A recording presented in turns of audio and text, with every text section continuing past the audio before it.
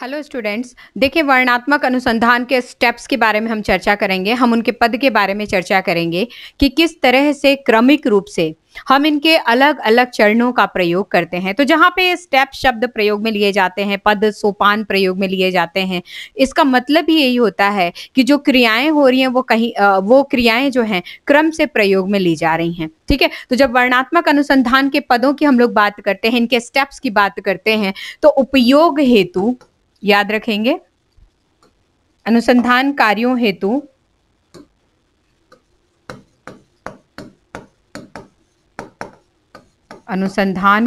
हेतु इन्हें 14 चरणों के प्रयोग द्वारा पूर्ण किया जाता है। ठीक है, कितने चरणों द्वारा, कितने स्टेप्स द्वारा हम इसको पूर्ण करते हैं? तो 14 स्टेप्स के द्वारा। ठीक है, 14 स्टेप्स के द्वारा हम इनको क्या करते हैं? पूर्ण करते हैं। ये सभी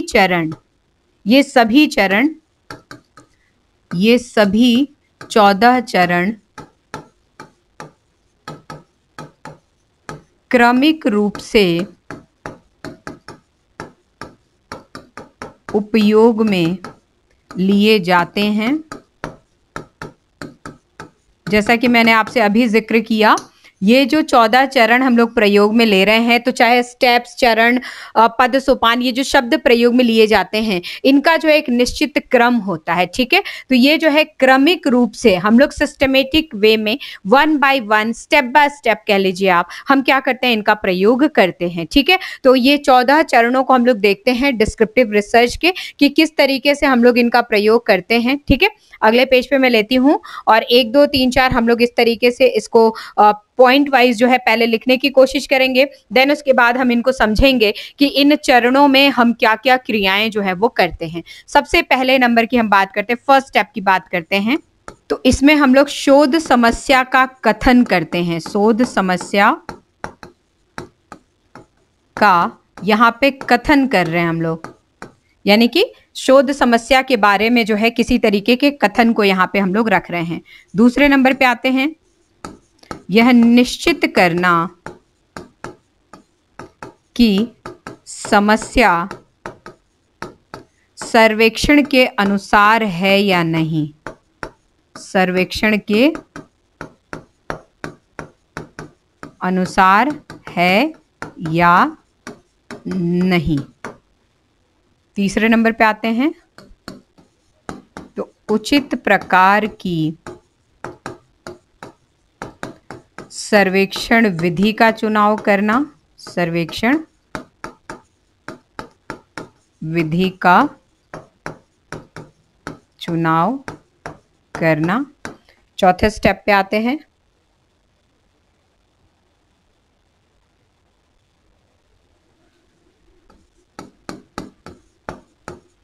सर्वेक्षण के उद्देश्यों का निर्धारण करना। हमने पहले ही जो है वो इसके कैरेक्टरिस्टिक्स में पढ़ा था कि विशिष्ट उद्देश्य जो है इसके लिए निर्धारित होते हैं। तो सर्वेक्षण के उद्देश्यों का निर्धारण करना, ये हमारे चौथे चरण पे आ गया। पांचवें स्टेप पे आते हैं, यह सुनिश्चित करना कि आंकड़े प्राप्त करने के तथ्य तैयार हैं। पांचवें नंबर पे हम लोग देख रहे थे। छठे स्टेप पे आते हैं, प्रस्तावित सर्वेक्षण का सफलतापूर्ण पूर्वानुमान करना।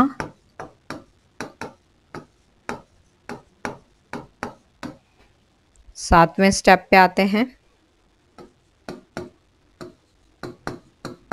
प्रतिनिधिकारी न्यायाधीश अर्थात सैंपल के प्राप्त होने का निश्चय करना। नेक्स्ट 8वें नंबर पे शोध के लिए न्यायादर्श यानी कि सैंपल का चुनाव करना। 9वें नंबर पे आते हैं सर्वेक्षण के पक्ष को निश्चित करना। 10वां सर्वेक्षण का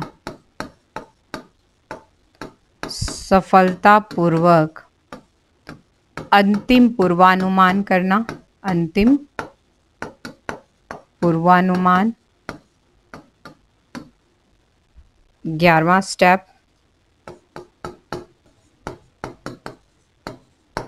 आंकड़े प्राप्त करने का अभिकल्प। नेक्स्ट 12 नंबर पे आंकड़ों का संग्रहण।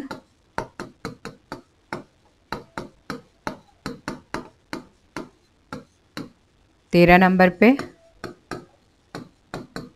आंकड़ों का विश्लेषण। और लास्ट 14 नंबर पे प्रतिवेदन तैयार करना। प्रतिवेदन तैयार करना। ठीक है, तो इस तरीके से जो है ये हमारे सामने डिस्क्रिप्टिव रिसर्च मेथड के एक तरीके से ये स्टेप्स हैं। इन स्टेप्स को हम लोग क्या करते हैं, प्रयोग में लेते हैं, अलग अलग रूपों में हम लोग प्रयोग में लेते हैं। अब यहाँ पे स्टेप बाय स्टेप हम लोग देखने की कोशिश करते हैं। सबसे पहले बात करते हैं हम लोग शोध समस्या का कथन। जो फर्स्ट स्टेप है हमारा, उस फर्स्ट स्टेप पे हम क्या करते हैं, शोध समस्या का कथन यहाँ पे करते हैं। यानी कि हम यहाँ पे एक तरीके से ये सोचने की कोशिश करते हैं कि हमारे शोध कार्य के लिए समस्या जो है वो क्या होगी। ठीक है, या किस तरह की समस्या का जो है हमें अपने किस तरह की समस्या के समाधान को हमारे इस शोध कार्य में शामिल करना है। तो एक तरीके से यहाँ पे हम उसके लिए कुछ डिफाइन करने की कोशिश करते हैं। हम क्या करते हैं, इसको जो है डिफाइन करने की कोशिश करते हैं। तो ये जो शोध समस्या का कथन है, ये कहीं ना कहीं हमारे रिसर्च डेफिनेशन से, या जो हम डिफाइन करने की कोशिश करते हैं प्रॉब्लम डिफाइन करने से जो है वो रिलेटेड है। तो कुल मिलाकर के यहाँ पे हम लोग डिफाइन करने की कोशिश कर रहे हैं कि समस्या क्या है। नेक्स्ट, यह निश्चित करना कि समस्या सर्वेक्षण के अनुसार है। अब यहाँ पे यदि हम लोग इसका कथन हम लोग ले रहे हैं, इसका पूरी तरीके से इसको डिफाइन भी कर ले रहे हैं, तो डिफाइन करने के बाद जो सेकंड स्टेप पे हम जाएंगे और अब हम एग्जैक्टली जो हमारी डिफाइन जो कथित हमारी समस्या है, हम सोचने की कोशिश करेंगे, हम उस पर ध्यान केंद्रित करने की कोशिश करेंगे कि क्या ये हमारे सर्वेक्षण के अनुसार है। जिस समस्या को हमने जो है अपने शोध कार्य के लिए प्रयोग में लिया है, क्या हमारे ये सर्वेक्षण के अनुसार है, हम इस पे किसी तरीके का सर्वे कर भी सकते हैं या नहीं कर सकते हैं। तो हमें जो है दूसरे स्टेप पे हमारी जो कथित समस्या है, उस कथित समस्या पर एक तरीके से विचार करना होगा कि इस पे सर्वे किया भी जा भी सकता है या नहीं जा सकता है। तो सेकेंड स्टेप पे जो है हमें ये निर्धारित करना है।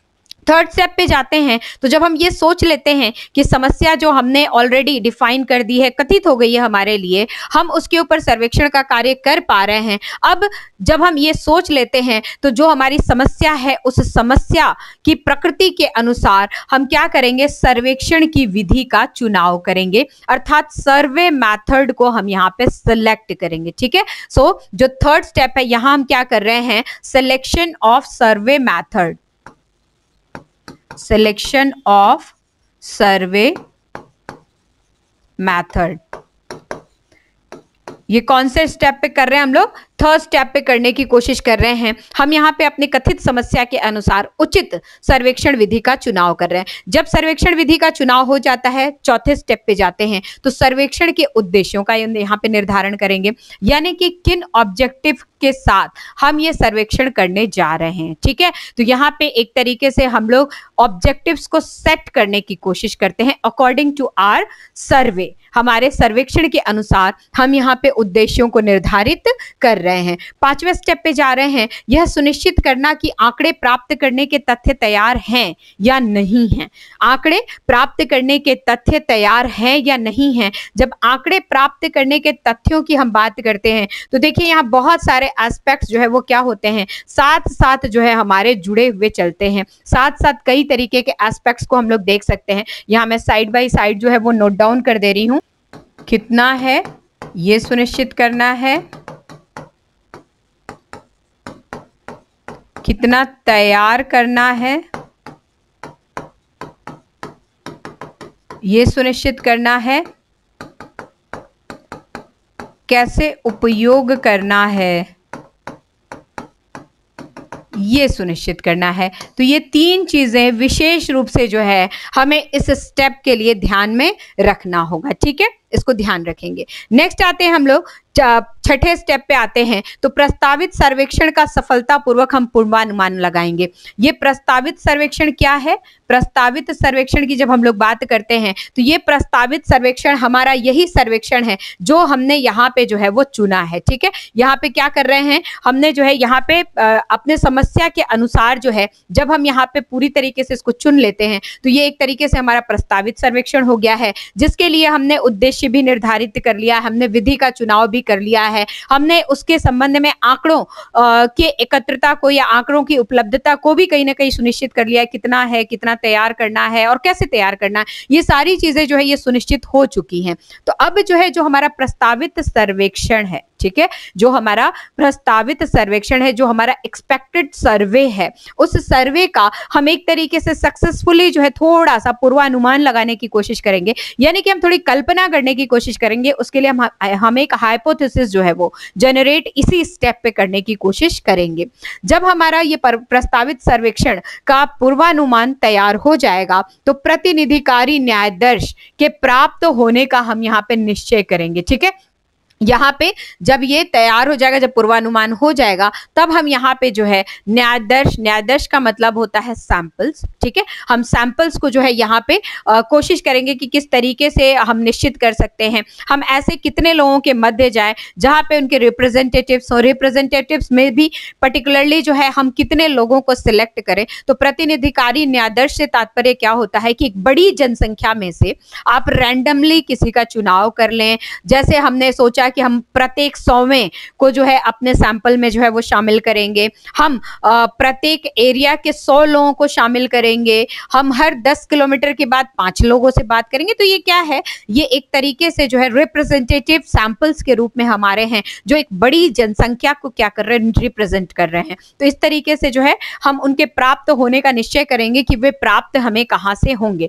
जब न्यायाधीश हमारे निश्चित हो जाएंगे, सैंपल्स हमारे निश्चित हो जाएंगे, तो शोध के लिए अब हम अपने रिसर्च वर्क के लिए हम क्या करेंगे, यहाँ पे न्यायाधीश को सिलेक्ट करेंगे, उनको हम चुनेंगे। पहले हम क्या करेंगे, पहले हम निश्चय करने की कोशिश करते हैं, पहले हम इस चीज को सुनिश्चित करने की कोशिश करते हैं कि इनकी उपलब्धता हो जाएगी। जब ये हमने सुनिश्चित कर लिया तो अब एग्जैक्टली जो हमारा वर्क है, जो हमारा कार्य है, जो हमारी शोध विधि है, उस शोध विधि के अनुसार, हमारे समस्या के अनुसार हम अपने लिए न्यायाधीश का चुनाव यानी कि सैंपल को जो है यहाँ पे सिलेक्ट करेंगे। So this is related with selection of sample. ठीक है, अब यहाँ पे जब ये हमारे लिए सिलेक्ट हो गए तो सर्वेक्षण के पक्ष को हम क्या करेंगे, यहाँ पे निश्चित करेंगे। याद रखेंगे सर्वेक्षण के पक्ष को कैसे निश्चित करेंगे, हमारे 9वें नंबर के स्टेप पे। तो हम इस प्रकार से निश्चित करेंगे, सर्वेक्षण के पक्ष को हम इस प्रकार से निश्चित करेंगे जिसके लिए हम प्रतिनिधिकारी न्यायाधीश की प्राप्ति करें। ठीक है, निश्चित करना, तो किस प्रकार से निश्चित करना, इस प्रकार निश्चित करना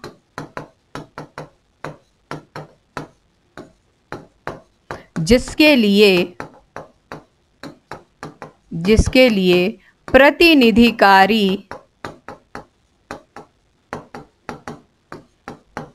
न्यायादर्श प्राप्त हो सके।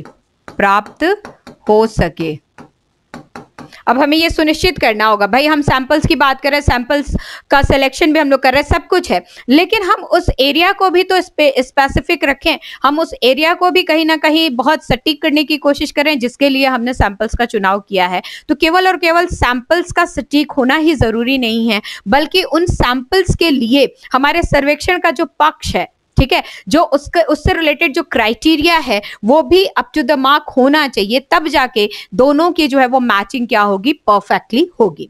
नेक्स्ट 10वें स्टेप पे जाते हैं, तो सर्वेक्षण का सफलतापूर्वक अब पूर्वानुमान लगाने की कोशिश करेंगे। पहले हमने पूर्वानुमान देखिए कैसे लगाया था, तो हमने जो प्रस्तावित सर्वेक्षण है उसका पूर्वानुमान लगाया था इस बेसिस पर कि हम सर्वेक्षण के लिए क्या कथन दे रहे हैं, उस कथन को जो हमने परिभाषित किया उससे रिलेटेड सर्वेक्षण हो भी सकता है या नहीं भी हो सकता है। जब हो गया तो हमने उसके लिए विधि का चुनाव किया, हमने विधि को चुनने के बाद उससे संबंधित उद्देश्यों का निर्धारण किया, और उद्देश्यों को निर्धारित करने के पश्चात उससे रिलेटेड आंकड़े किस तरह से हमें प्राप्त हो पाएंगे, कितने हैं हमारे पास, कितने उपलब्ध हैं, कितने हमें जनरेट करने पड़ेंगे, ये सारी चीजें समझने के बाद एक बार हम क्या कर रहे हैं, 6ठे नंबर के स्टेप पे जो है पूर्वानुमान लगाने की कोशिश कर रहे हैं। ठीक है, यहां पे हम एक बार पूर्वानुमान लगाने की कोशिश कर रहे हैं। ठीक है, एक पर पूर्वानुमान हमारा यहाँ हो गया। अब यहाँ पे जब पूर्वानुमान हमारा हो गया, देन हम आगे फिर प्रोसीड करते हैं। तो यहाँ से रिलेटेड मतलब 1st to 6th स्टेप तक एक तरीके से हम सर्वेक्षण के लिए,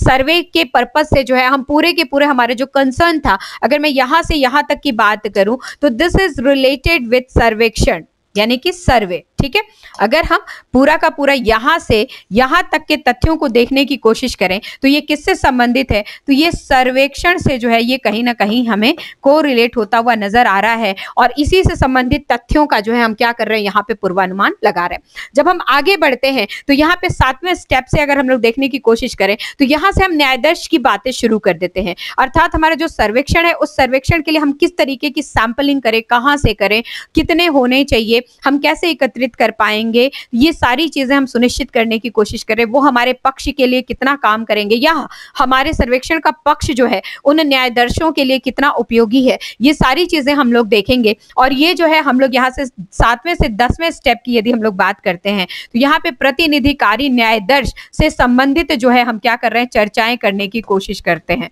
प्रतिनिधिकारी न्यायाधीश कि हम लोग यहाँ पे बातें कर रहे हैं। ठीक है, तो यहाँ पे करने के बाद अब ये 10वें स्टेप पे फिर हम आते हैं, और अब जो हमारा सर्वेक्षण है, सर्वेक्षण के पूर्वानुमान के साथ न्यायाधीश के से रिलेटेड ये जो तथ्य हैं, इन तथ्यों पर हम क्या करेंगे, अगेन फिर दूसरी बार जो है एक पूर्वानुमान हम करने की कोशिश करेंगे, और यह हमारी विधि का एक अंतिम पूर्वानुमान है। ठीक है, आरंभिक और अंतिम, आरंभिक हमने यहाँ किया और अंतिम हमने यहाँ किया, दूसरा कह लीजिए, प्रथम द्वितीय कह लीजिए, आरंभिक अंत कह लीजिए, तो हम क्या करेंगे, एक पूर्वानुमान 10वें स्टेप पे जो है वो लगाएंगे। अब एक्चुअली एग्जैक्टली देखने की हम लोग कोशिश करें तो हमारे विवरणात्मक विधि के अंतर्गत या वर्णात्मक विधि के अंतर्गत ये जो 10 स्टेप हैं, ये जो स्टार्टिंग के आरंभ के ये 10 चरण हैं, ये बेसिकली हमारे सर्वेक्षण से संबंधित और सैंपल से संबंधित जो है वो कहीं ना कहीं है। एग्जैक्टली जो हमारा वर्किंग एरिया है, जो हमारे कार्य का क्षेत्र है, हमारे शोध कार्यों से संबंधित जो हमारे कोर में जो कार्य आते हैं, ये कोर के कार्य जो है हमें यहाँ से यहाँ तक हमें जो है 11 से 14 नंबर तक जो है वो नजर आते हैं। ठीक है, जब हम जो हम लोग ट्रेडिशनल हम लोग बात करते हैं, जो एक परंपरागत शोध कार्य विधि की हम लोग बात करते हैं, तो कहीं ना कहीं ये हमें यहाँ पे नजर आता है, परंपरागत शोध कार्य की यदि हम लोग बात करते हैं तो यहां से यहां तक देखने में आता है। अब यहाँ पे 11वें पे हम लोग क्या कर रहे हैं, आंकड़े प्राप्त करने का हम यहाँ पे अभिकल्प तैयार कर रहे हैं कि किस तरीके से जो है वो आंकड़े हमें प्राप्त होंगे, क्या क्या प्रोसीजर्स होंगे, क्या क्या किन जगहों से हम इनको एकत्रित करेंगे, किस रूप में ये एकत्रित करेंगे, क्या साइज होगा, क्या फॉर्मेट होगा, क्या हम शब्दों के रूप में, शाब्दिक रूप में इनको ग्रहण कर पा रहे हैं, क्या हम ऑब्जेक्टिव रूप में इनको ग्रहण कर पा रहे हैं, क्या हम वर्बल कम्युनिकेट करके ग्रहण कर पा रहे हैं, क्या हम किसी तरीके के लेटर्स इश्यू कर रहे हैं, क्या या हम फेस टू फेस जो है वो कांटेक्ट करने की कोशिश कर रहे हैं, तो ये आंकड़े प्राप्त करने के अभिकल्प के रूप में है। ठीक है, ये अभिकल्प के रूप में है। अब जो है एग्जैक्टली इसके बाद जब ये अभिकल्प तैयार हो गया तो हम यहाँ पे क्या करेंगे, इनको संग्रहित करने की कोशिश करेंगे। This is related with collection of data. ठीक है, ये क्या है, ये है कलेक्शन ऑफ डेटा। हम यहाँ पे क्या कर रहे हैं, collection of data, data collection करने की कोशिश कर रहे हैं। डेटा कलेक्ट हो चुका है तो डेटास को हम क्या करेंगे, हमारे आंकड़ों को हम क्या करेंगे, विश्लेषित करेंगे। So this is related with analysis of data, analysis of data. यहाँ पे हम डेटा एनालिसिस करने की कोशिश कर रहे हैं एंड प्रतिवेदन तैयार करना। जब एनालाइज हो जाएंगी चीजें, हमारे आंकड़े जो है जब एनालाइज हो जाएंगे तो ये जो एनालिसिस किए हुए डेटा हैं इनके आधार पर हम क्या करेंगे, रिपोर्ट राइटिंग करेंगे, रिपोर्ट राइटिंग करेंगे। ठीक है, तो ये हमारा अंतिमतम स्टेप हो गया। तो यहाँ पे हम कलेक्शन ऑफ डेटा की बात कर रहे हैं, दिस स्टेप, एंड स्टेप पे हम लोग एनालिसिस ऑफ डेटा की बात कर रहे हैं, एंड यहाँ पे जो है फाइनली हम अपने शोध कार्य का एक रिपोर्ट जो है वो तैयार करने की कोशिश कर रहे हैं। तो ये जो है वर्णनात्मक अनुसंधान के चरण, पद सोपान, स्टेप्स, जो भी आप कह सकते हैं, ये आपको यहाँ पे नजर आ रहा है। ठीक है, यहाँ पे मैं लिख भी देती हूँ, वर्णनात्मक अनुसंधान के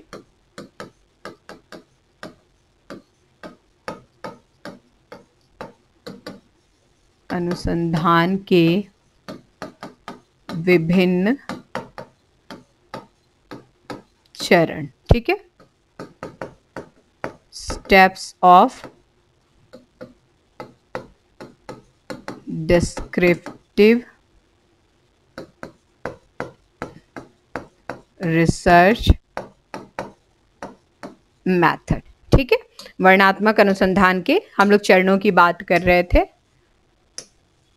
और यहाँ पे जो है चरणों के रूप में कुल मिलाकर के 14 चरण हमें नजर आ रहे हैं। ठीक है, सो ये जो है एक के बाद एक के बाद एक के बाद एक ये हमें नजर आ रहे हैं, and starting from here till there, यहाँ तक जो है हम लोग 14 चरणों का प्रयोग कर रहे हैं। ये बिल्कुल सीक्वेंस वाइज जा रहा है, इसी सीक्वेंस में मैंने लिखने की भी कोशिश की। ठीक है, फर्स्ट नंबर पे यदि हम लोग देखें, देखिए एक बार पुनः जो है वो रिकॉल करने की कोशिश करते हैं। पहले नंबर पे हम क्या करते हैं, शोध समस्या का कथन कर रहे हैं। दूसरे नंबर पे हम क्या कर रहे हैं, निश्चित कर रहे हैं कि सर्वेक्षण के अनुसार है हमारा कथन या नहीं है। तीसरे नंबर पे हम आते हैं तो उचित प्रकार के सर्वेक्षण की विधि का चुनाव हम अपने कथित समस्या के लिए कर रहे हैं। चौथे नंबर पे आते हैं तो सर्वेक्षण के उद्देश्यों का हम यहाँ पे निर्धारित कर रहे हैं। पांचवें नंबर पे आ रहे हैं तो आंकड़े कैसे प्राप्त करेंगे उसके लिए हम तथ्य तैयार करने की कोशिश कर रहे हैं। छठे नंबर पे प्रस्तावित सर्वेक्षण का सफलतापूर्वक हम पूर्वानुमान लगा रहे हैं। तो यहाँ पे जो है 1 to 6 ये एक तरीके से सर्वेक्षण से संबंधित तथ्यों को हम लोग देख रहे हैं। 7वें नंबर पे आते हैं तो न्यायदर्श किस तरीके से प्रतिनिधि न्यायदर्श हमें हमारे शोध कार्यों के लिए कैसे प्राप्त होंगे, हम उसके लिए एक निश्चितता यहाँ पे व्यक्त करने की कोशिश कर रहे हैं। 8वें नंबर के लिए हम पर्टिकुलरली अपने शोध कार्य के पक्षों के लिए न्यायदर्श को चुन ले रहे हैं, सिलेक्शन उनका कर ले रहे हैं। 9वें नंबर पे जा रहे हैं तो सर्वेक्षण के पक्ष को हम यहाँ पे निश्चित करने की कोशिश कर रहे हैं। 10वें नंबर पे जा रहे हैं तो सर्वेक्षण का अंतिमतम यहाँ पे पूर्वानुमान लगाने की हम लोग कोशिश कर रहे हैं, किसके अनुसार, तो न्यायदर्श के अनुसार। तो इस तरीके से टोटल 10 स्टेप्स हैं। तो यहाँ पे जो है हम लोग यहाँ तक जो है एक तरीके से शोध समस्या के कथन से लेकर के सर्वेक्षण की विधि और उसके लिए न्यायदर्श, ये 10 स्टेप्स में जो है एक तरीके से हम क्या कर रहे हैं, पूरी तरीके से फाइनल कर ले रहे हैं विद हाइपोथेसिस, यानी कि पूरी तरीके से परिकल्पित करते हुए, पूर्वानुमान लगाते हुए हम इनको फाइनल कर रहे हैं। जो आगे के फर्दर हमारे 4 स्टेप्स हैं ये बिल्कुल ट्रेडिशनल स्टेप्स हैं, शोध कार्य के या रिसर्च वर्क के, ये बिल्कुल पारंपरिक मेथड्स में शामिल है। 11वें नंबर पे हम क्या कर रहे हैं, आंकड़ों को प्राप्त करने का एक अभिकल्प तैयार करने की कोशिश कर रहे हैं। 12वें नंबर पे जो आंकड़े हमारे प्राप्त हो रहे हैं उनको किस तरीके से हम संग्रहित करें, कलेक्ट करें, कैसे भंडारित करें, स्टोर कैसे करके रखें, ये सारी चीजें जो है कहीं ना कहीं इसी स्टेप पे हम लोग समाहित करते हैं।